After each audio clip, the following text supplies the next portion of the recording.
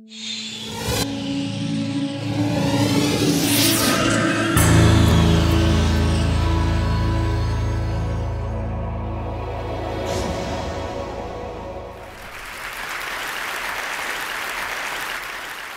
grew up interacting with the physical objects around us, and there are enormous number of them that we every day use.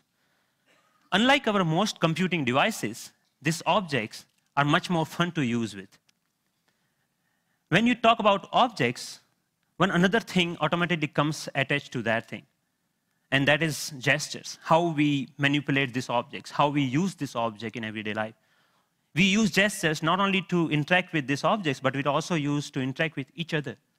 Like gesture of namaste, maybe to respect someone, or maybe in India, I don't need to teach a kid that this means 4 runs in cricket. It comes as a part of our everyday learning. So I'm very interested from beginning that how can our knowledge about everyday objects and the gestures and how we use this object can be leveraged to our interaction with the digital world. Rather than using a keyboard and mouse, why can I not use my computer in the same way that I interact in the physical world? So I started this exploration around 8 years back, and it literally started with a mouse on my desk. Rather than using that for computer, I actually opened it.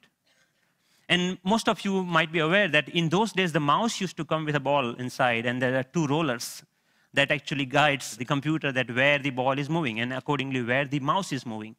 So I was interested in these 2 rollers.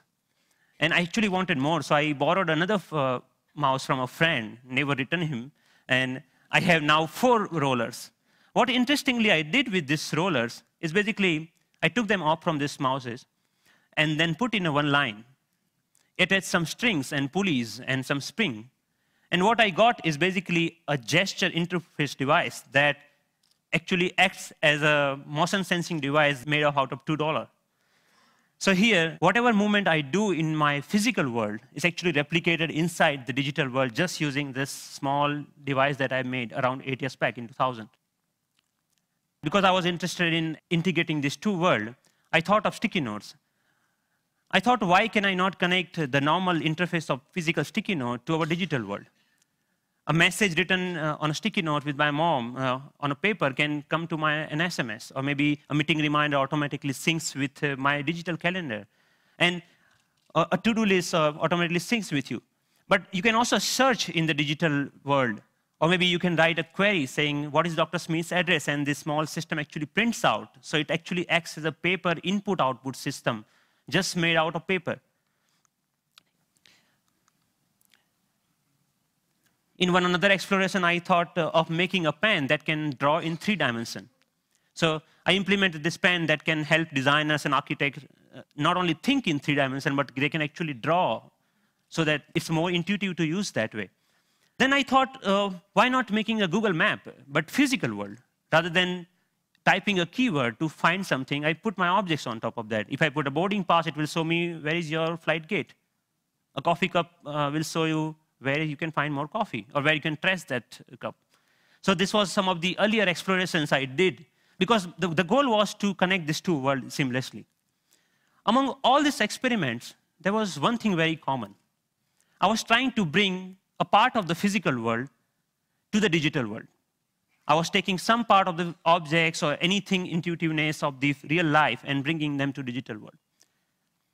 Because the goal was to make our computing interfaces more intuitive.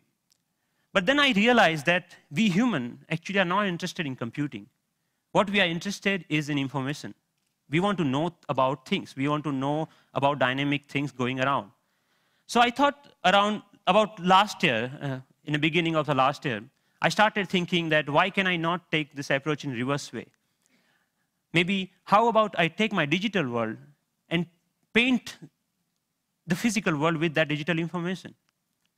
Because pixels are actually right now confined in these rectangular devices that fits in our pocket. Why can I not remove this confine and take that to my everyday objects, everyday life, so that I don't need to learn the new language for interacting with those pixels? So in order to realize this dream, actually I thought of putting a big size projector on my head. I think that's why it's called head-mounted projector, isn't it? I took it very literally and took my bike helmet, put a little bit cut over there so that project actually fits nicely. So now what I can do, I can augment the world around me with this digital information. But later, I realized that I actually wanted to interact with those digital pixels also. So I put a small camera over there that acts as a digital eye. Later, we moved to a much better or consumer-oriented pendant version of that many of you are now knowing as Sixth Sense device. But the most interesting thing about this particular technology is that you can carry your digital world with you wherever you go with you. You can start using any surface, any wall around you as an interface. The camera is actually tracking all your gestures. Whatever you are doing with your hands, it's understanding that gesture. And actually, if you see, there are some color markers that in the beginning version we were using over there. You can start painting on any wall, that you stop by a wall and start painting on that wall. But we are not only tracking here one finger. We are giving you the freedom of using both of hands. So you actually can use both of your hands to zoom into or zoom out a map just by pinching operation over here.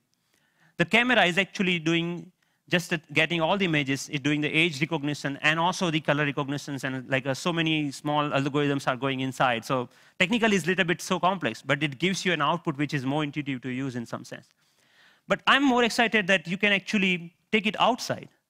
Rather than getting your camera out of your pocket, you can just do the gesture of taking a photo, and it takes photo for you. Right? Thank you. And later, I can find a wall, anywhere a wall, and start browsing these photos. Or maybe, OK, I want to modify this photo a little bit and send it as an email to a friend. So we are looking for an era where computing will actually merge with the physical world. And of course, if you don't have any surface, you can start using your palm for simple operation. I'm here, I'm dialing a phone number just using my hand. Yep. The camera is actually not only understanding your hand movements, but interestingly, is also able to understand what objects you are holding in your hand. What we are doing here is actually, for example, in this case, the book cover is matched with so many thousands or maybe millions of books online, and checking out which book it is. Once it has that information, it finds out more reviews about that, or maybe New York Times had a sound overview on that, so you can actually hear on a physical book as a review of a sound. Gave a famous talk at Harvard University. This was Obama's last visit last week to MIT. And in particular, I want to thank two outstanding MIT So I was seeing the live of his talk outside in just a newspaper. Your newspaper will show you live of your weather information rather than having updated like you have to check your computer in order to do that, right?